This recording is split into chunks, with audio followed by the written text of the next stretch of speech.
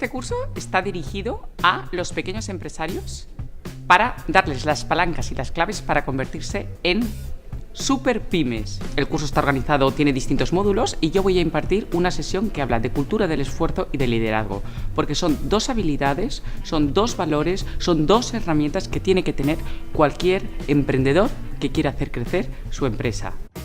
El liderazgo al final es tener seguidores voluntarios y ser muy ejemplar con tu equipo para que tu equipo te siga y esté motivado y responda de la misma manera que responderías tú. Para eso es necesario tener un modelo y, como siempre, hay que trabajar mucho, y eso es aplicar la cultura del esfuerzo y las famosas 3 T's, que no son otra cosa que trabajar, trabajar, trabajar.